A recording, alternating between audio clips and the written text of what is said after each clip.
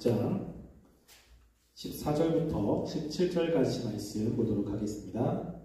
에베소서 6장 14절부터 17절입니다.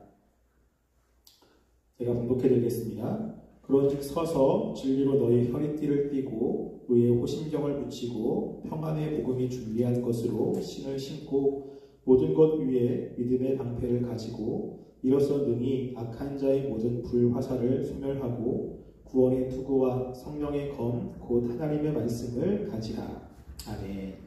오늘 우리는 이제 하나님의 전신갑주 가운데 마지막 6번째에 대해서 살펴보려고 합니다. 그 마지막 6번째는 성령의 검 곧 하나님의 말씀을 가지라라고 이야기를 하고 있습니다. 우리가 싸움을 할 때 방어만으로는 전투에서 승리할 수가 없습니다. 전투에서 승리하려면 공격을 해야 되는 거죠.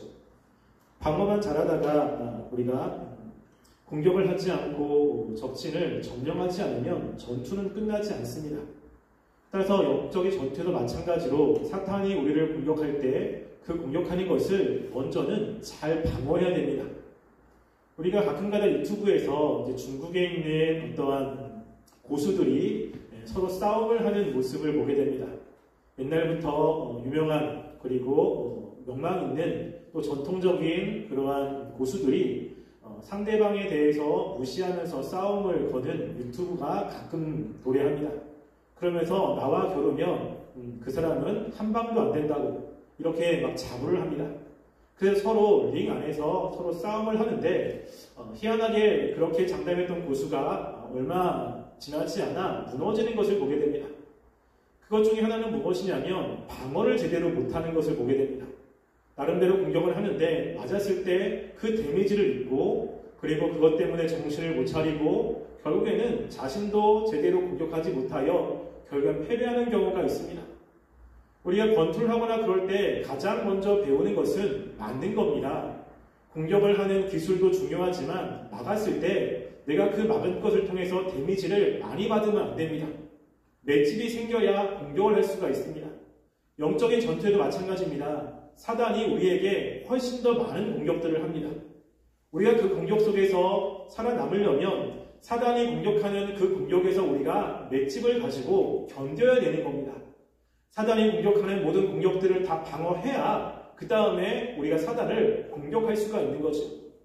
우리가 앞에서 얘기한 그 5가지를 가지고 있지 못하고 사단이 공격할 때마다 나는 정신을 못 차리고 무너진다면 아무리 내가 공격의 무기를 가지고 있다고 해도 사단을 이길 수가 없습니다. 그 사도 바울이 하나님의 전신갑주를 이야기할 때 먼저 이 방어용 무기를 더 많이 이야기를 하고 그리고 마지막에 공격용 무기를 이야기를 하고 있는 것을 보게 됩니다. 따라서 우리의 삶에 사단이 우리에게 주는 혼란함과 또 삶의 어려움, 또 마음의 여러 가지 어려움들 이런 것이 있을 때 우리가 그 싸움에서 이기려면 먼저는 그러한 공격이 왔을 때 잘 방어해내고 우리가 그 공격 때문에 무너지지 말아야 됩니다. 그리고 나서 우리는 오늘 하나님 말씀하시는 이 하나님의 말씀, 성령의 검을 가지고 이 마귀와의 싸움을 해야 됨을 우리가 알 수 있습니다. 우리가 지난번에 살펴보았지만 지금 마지막에 나오는 성령의 검, 이것은 하나님의 말씀인데 첫 번째 나오는 진리로 너희 허리띠를 띠며 라고 하는 것과는 조금 다르다고 이야기했습니다. 진리로 너희 허리띠를 띠다는 것은 우리가 항상 그 진리를 가지고 있어야 되는 것입니다. 그래서 이것은 우리가 진리 체계를 끊임없이 배우고 하나님의 진리가 어떤 것인지를 배우는 배움의 삶이라고 이야기를 했어요. 그런데 이제 이 마지막에 나오는 성령의 검, 하나님의 말씀은 이제 공격용 무기입니다. 즉 어떤 상황에서 이 마귀를 공격해야 되는 무기라고 하는 것입니다. 그렇다는 것은 이제 우리가 우리 상황 가운데 마귀가 우리를 공격할 때 그 상황에 맞는 말씀들을 가지고 마귀가 공격하는 것들에 대응해서 사탄을 공격해야 됨을 우리들에게 암시하고 있습니다. 늘 이야기했지만 사단은 우리를 공격할 때 거짓으로 우리를 속입니다. 이게 사단의 가장 큰 무기고 그리고 우리를 굉장히 혼란하게 만드는 것입니다. 그래서 하나님 이 마귀가 하나님의 백성들을 속이는 그러한 일들을 보면 늘 속임으로 다가왔어요. 하나님이 만드신 에덴 동산에서 아담과에게 공격을 할 때도 사단은 어떻게 합니까? 이 속임으로 아담과 하와에게 접근합니다. 그래서 하나님께서는 모든 동산의 열매를 다 먹게끔 하셨고, 단 하나 동산 중앙에 있는 선악을 알게 하는 나무의 열매를 먹지 말라 하셨어요. 그것을 먹는 날에는 죽는다고 이야기를 했습니다. 그런데 이 마귀가 이 하와에 찾아가서 뭐라고 이야기합니까? 그것을 먹으면 결코 죽지 않는다라고 이야기하는 거예요. 죽지 않을 뿐만이 아니라 그것을 먹으면 눈이 밝아져 하나님과 같은 능력을 갖는다고 이야기를 하고 있는 것입니다. 지금 이것은 마귀가 속이고 있는 거예요. 지금 이 마귀는 하와를 공격하고 있는 것입니다. 그럼 하와는 마귀가 공격할 때 거기에 대처를 해야 되고 마귀에게 공격을 해야 되는 겁니다. 그럼 그 공격을 어떻게 합니까? 하나님의 말씀을 가지고 공격해야 되는 거예요. 아니다. 하나님께서는 분명하게 이것을 먹으면 죽는다고 얘기했다라고 얘기를 해야 되는데 하와는 그렇게 하고 있지 않고 있습니다. 마귀가 주는 속임에 넘어갔고 마귀가 주는 이야기가 그런 것 같은 생각을 하게 된 것이죠. 예수님도 마찬가지입니다. 우리가 이제 이번 겨울에 예수님의 시험을 살펴보겠지만 마귀가 예수님에게 와가지고 예수님을 시험한 것이 무엇입니까? 세 가지 속임이에요. 속임을 가지고 예수님께 와가지고 하나님의 말씀대로 살지 못하게 한 것입니다. 그런데 예수님께서는 아담과 하와와 다르게 이 마귀를 물리쳤어요. 근데 그 물리친 것은 무엇을 가지고 물리쳤습니까? 바로 하나님의 말씀을 가지고 물리친 겁니다. 그래서 예수님께서는 마귀가 공격해 올 때 그 마귀의 공격이 지금 하나님의 말씀을 다르게 해석하고 그리고 그 말씀을 속여서 온다는 것을 명확히 아시고 그 말씀과 관련된 그 말씀들을 사용하셔서 이 마귀와의 싸움을 싸우신 것을 우리는 보게 됩니다. 마귀가 우리를 속일 때 우리가 그 속임을 통해서 우리를 방어하는 것과 함께 중요한 것은 무엇이냐면요. 현재 나의 상황에 맞는 그 말씀들을 우리가 명확히 알고 그 말씀을 붙잡으며 마귀의 속임을 타파해 나가는 것이 중요하다라고 이야기를 합니다. 그래서 하나님께서는 이 영적인 싸움을 싸울 때 공격의 무기는 바로 이 말씀입니다. 이 말씀은 신약에만 나오는 것은 아니고요. 구약에도 이야기합니다. 우리 이사야 11장 4절 말씀을 볼까요? 이사야 11장 4절 말씀에 보면 이제 하나님이 싸움을 합니다. 그 싸움에 대해서 기록을 하고 있는데요. 이사야 11장 4절 제가 읽어드리겠습니다. 이사야 11장 4절에 보시면 공의로 가난한 자를 심판하며 정직으로 세상의 겸손한 자를 판단하시며 그의 입의 막대기로 세상을 치며 그의 입술의 기운으로 악인을 죽일 것이며 라고 이야기합니다. 구약에 하나님께서 전투를 하시는데 지금 전투할 때 공격, 무기가 무엇이냐면 4절 중간에 보시면 그의 입에 막대기로 세상을 치며 그의 입술의 기운으로 악인을 죽일 것이며 라고 이야기합니다.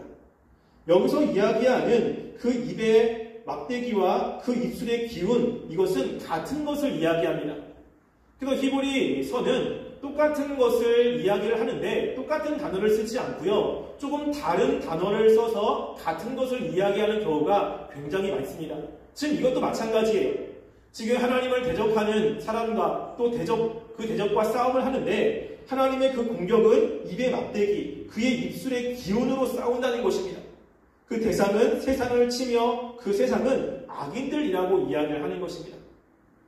구약에서도 하나님께서 악한 적들을 대적할 때 그 공격이 무엇이에요? 바로 입에서 나오는 말씀을 가지고 지금 공격을 한다고 이야기합니다. 이것을 가지고 요한계시록에도 이야기합니다. 요한계시록 1장 16절에 보면 예수님에 관해서 묘사를 하는데 그 예수님의 묘사 가운데 어떤 모습이 있냐면 요한계시록 1장 16절입니다.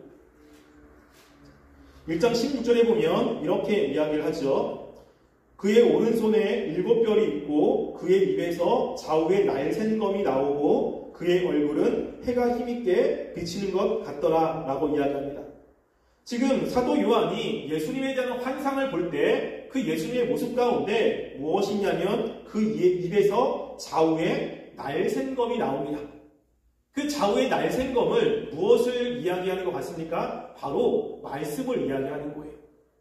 그래서 예수님께서도 좌우의 날쌘검, 이 말씀을 가지고 이제 싸우는 그러한 모습이 계시록에도 기록이 되어 있습니다.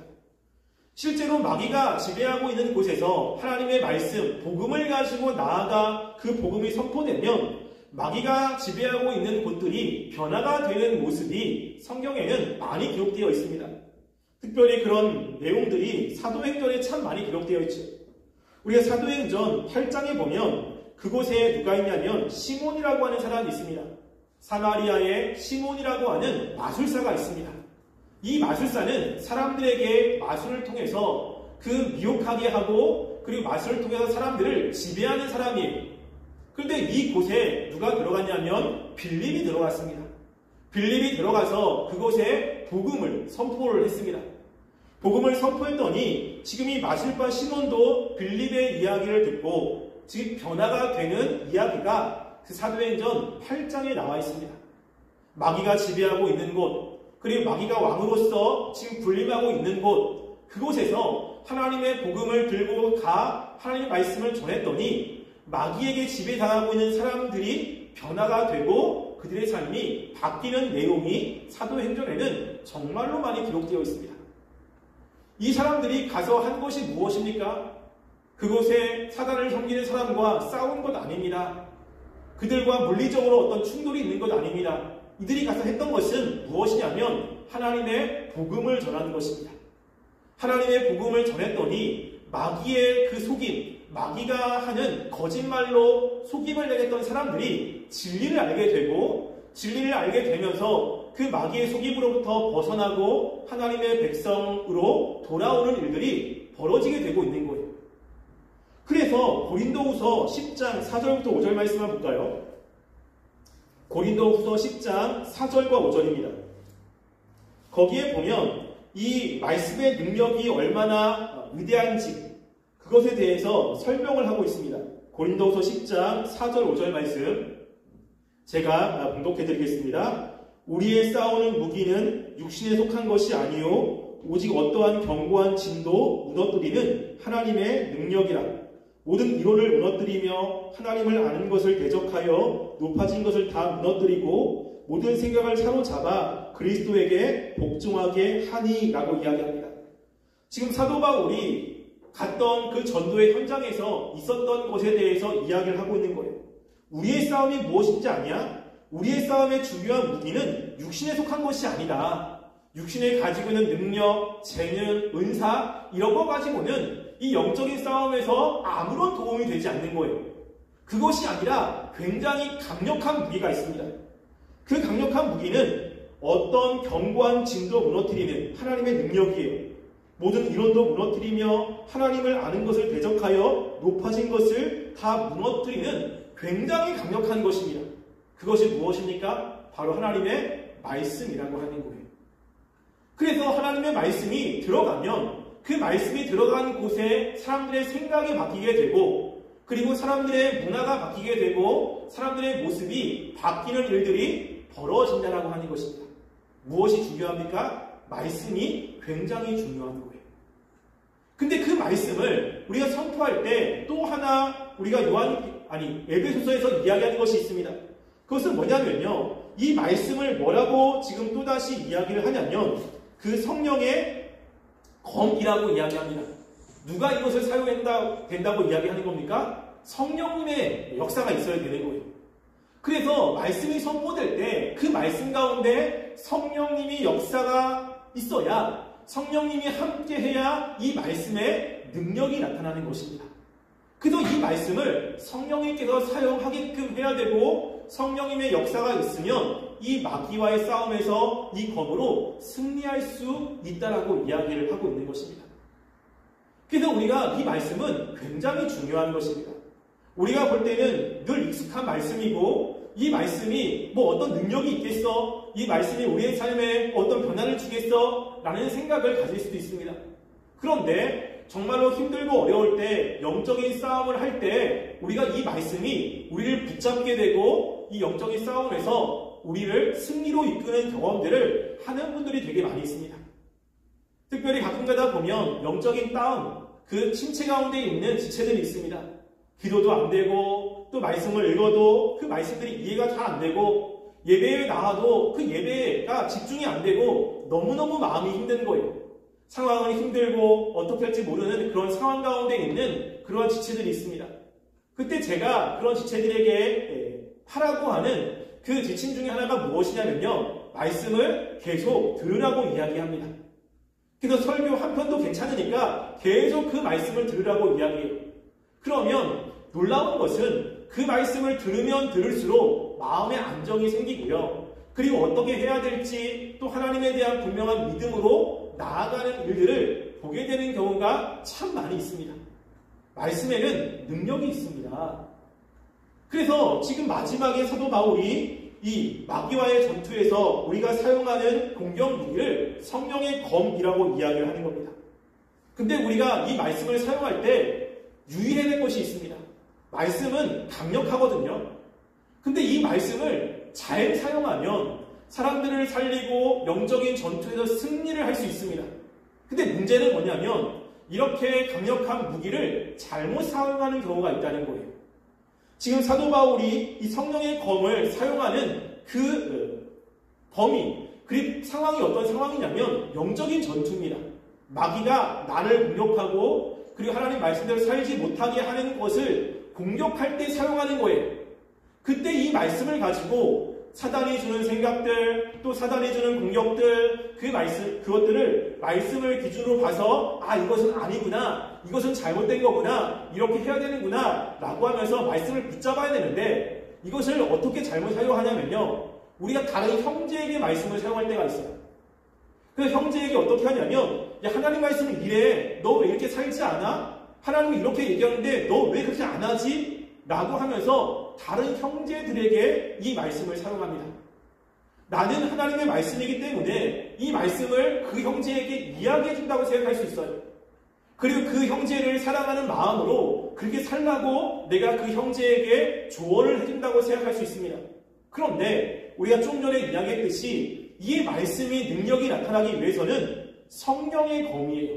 하나님 성령님께서 역사하셔야 되는 것입니다. 그 말씀이 선포될 때 그 말씀 가운데 성령님이 역사하셔서 그 말씀을 듣는 사람들에게 감동하시고 깨우침을 주셔서 스스로 마음의 변화가 생기도록 성령이 역사를 하셔야 되는데 성령의 역사는 생각지 않고 내가 그 말씀을 사용하는 거예요. 왜 그렇게 하지 않았느냐? 하나님의 뜻은 이거다. 하나님 이렇게 하라고 하지 않았느냐? 자꾸가 다른 사람들에게 말씀을 사용해서 사람들을 정죄하고 그들을 재단하는 경우가 많이 있습니다. 이거는 주의하셔야 돼요. 그렇게 말씀을 가지고 이렇게 해야 된다라고 했을 때 야, 그거 틀렸다라고 얘기하는 사람은 아무도 없습니다. 근데 문제는 뭐냐면 우리가 하나님의 말씀을 제대로 사용하면 이 마귀를 이기거든요. 영적인 싸움에서 승리를 하는 거예요. 승리를 하게 되면 마음속에 평안함이 찾아옵니다. 하나님이 주시는 기쁨이 찾아오게 되고 그리고 무엇인가 소망을 가지며 살아가는 삶이 되는 거예요. 그런데 말씀을 잘못 사용하면 말씀을 들은 사람에게 근심과 걱정을 안겨다 주는 경우가 되게 많습니다. 이러면 잘못 사용하는 거예요. 그래서 교회에서 이 말씀을 잘못 사용하는 경우가 굉장히 많이 있습니다. 그래서 이 말씀에 대해서 우리 야고보서 4장 11절부터 12절 말씀을 볼까요? 우리가 야고보서 4장 11절부터 12절 말씀 한번 보겠습니다. 야고보서 4장 11절 12절 제가 읽어드릴게요. 형제들아 서로 비방하지 말라. 형제를 비방하는 자나 형제를 판단하는 자는 곧 율법을 비방하고 율법을 판단하는 것이라. 내가 만일 율법을 판단하면 율법의 준행자가 아니요 재판관이로다. 입법자와 재판관은 오직 한 분이시니 능히 구원하기도 하며 멸하기도 하시느니라. 너는 누구이기에 이웃을 판단하느냐? 아멘. 여기 보면 비방에 관해서 이야기합니다. 근데 이 비방의 그 기준이 무엇이죠? 말씀이에요. 말씀. 율법을 가지고 즉 하나님의 말씀을 가지고 옆에 있는 형제를 판단하는 거예요. 넌 잘못 살았어. 넌 그러면 안 돼. 말씀이 이런데 왜 이렇게 사냐? 라고 끊임없이 판단을 하는 겁니다. 우리가 볼 때는 그 형제가 잘 가기를 원하는 마음으로 했다고 이야기할 수 있습니다. 그 형제가 모르기 때문에 내가 가르쳐준다고 이야기할 수도 있습니다. 그런데 말씀을 그렇게 이야기할 때 이야기해주는 것은 괜찮아요. 근데 문제는 뭐냐면 내 마음 가운데 판단이 있는 거예요. 또 내가 그렇게 얘기했는데 왜 안 하지? 하나님 말씀 그렇게 하려고 하면 해야지 라고 하는 형제에 대한 판단과 비방의 마음이 있다면 잘못된 것이라는 것입니다. 하나님 뭐라고 이야기합니까? 우리들은 율법의 준행자지 재판관과 입법관이 아니라고 이야기하는 거예요. 내가 스스로 그 말씀대로 살아가는 것은 내가 해야 하는 것이지 다른 사람이 잘못했다고 그것을 가지고 말씀을 기준으로 재단하거나 그 사람들에 대해서 판단하는 것은 우리가 하는 것이 아니라는 이야기를 지금 하고 있는 것입니다. 그래서 말씀이 잘 사용되면 이 말씀은 사람을 살립니다. 그리고 역적으로 이 마귀와의 전투에서 패배하는 사람들, 또 마귀가 주는 혼란 때문에 힘들어하는 사람들, 그 사람들에게 말씀을 전했을 때 그 말씀과 함께 성령님이 역사하면 힘들어하는 사람들, 그런 괴로워하는 사람들에게 소망을 주고 희망을 주는 정말로 중요한 도구 중에 하나예요. 그런데 이 말씀을 잘못 사용하면 상처를 준다는 것입니다. 그 교회에서 왜 교회 안 나와? 라고 하면 야 누구누구가 자꾸만 이렇게 말씀을 가지고 대단하는 거예요. 그래서 상처가 돼서 교회 안 나온다고 이야기하는 사람들이 제법 적지 않습니다. 말씀을 하는 사람들은 좋은 의도로 얘기한다고 하지만 실제로 하나님께서는 그렇게 이 말씀을 사용하라고 이야기하지 않는 거예요. 전할 수는 있습니다. 근데 판단하면 안 되고요. 그 전했을 때 상대방이 그 말씀을 듣지 않는다고 해서 왜 듣지 않느냐라고 이야기하면 안 됩니다. 그 말씀이 전해졌을 때 성령님이 말씀 가운데 함께 하셔서 그 사람의 생각과 마음을 바꾸도록 기도해야 되고 성령님이 역사하도록 우리는 기다려야 되는 것이 우리가 해야 될 일 가운데 하나라고 하는 것입니다. 이 하나님의 말씀, 성령의 검은 정말로 중요합니다. 그리고 이 검은 강력한 무기입니다. 영적인 싸움에서도 강력한 무기일 뿐만 아니라 다른 사람들에게 상처를 주는데도 강력한 무기입니다. 우리가 이 말씀을 잘 사용했으면 좋겠어요. 이 말씀을 하나님이 원하시는 대로, 하나님이 뜻하는 대로 잘 사용했으면 좋겠습니다. 그런 거에서 이 말씀을 사용할 때 다른 사람들을 정죄하기보다는 이 말씀을 가지고 내 삶에 적용하는 삶을 먼저 했으면 좋겠습니다. 그리고 무엇인가 내가 혼란에 찾아옵니다. 삶이 어렵습니다. 그럴 때 다른 것을 먼저 찾는 것이 아니라 하나님의 말씀으로 돌아갔으면 좋겠어요. 현재 나와 같은 힘든 상황들에 있는 그러한 일들은 나에게만 있는 것은 아니고요. 구약의 수많은 하나님의 백성들에게도 동일한 일들이 있는 것입니다. 그럼 그들이 그런 상황 속에서 어떻게 말씀을 가지고 이겼는지, 어떻게 그들이 하나님의 말씀을 붙잡았는지, 그들이 무엇을 생각했는지 이 말씀을 깊이 보았으면 좋겠어요. 그럼 그 안에서 하나님의 말씀을 통해서 우리들에게 명확하게 깨닫게 하시는 놀라운 은혜들이 있을 것입니다. 그러면 영적인 싸움에서 이길 수 있는 것입니다. 우리가 마귀와의 싸움은 우리의 힘으로 이길 수 있는 것은 아닙니다. 우리의 경험과 또 우리가 가진 지식을 가지고 때로는 우리가 가지고 있는 의지력을 가지고 절대 이길 수가 없습니다. 이 마귀와의 싸움은 하나님의 전신갑주를 가지고 싸워야 됩니다. 그 중에 중요한 마지막 이 하나님의 말씀, 이 말씀들을 늘 가까이 하시고 이 말씀들을 잘 사용하여 우리 자신과 우리 주변에 있는 사람들이 이 영적인 전투에서 이길 수 있도록 우리들 이것들을 잘 사용하며 나가는 우리 청년부 되시기를 주님의 이름으로 간절히 소원합니다. 우리 함께 기도하도록 하겠습니다. 우리가 이 시간에 기도할 텐데요. 사도 바울이 마지막에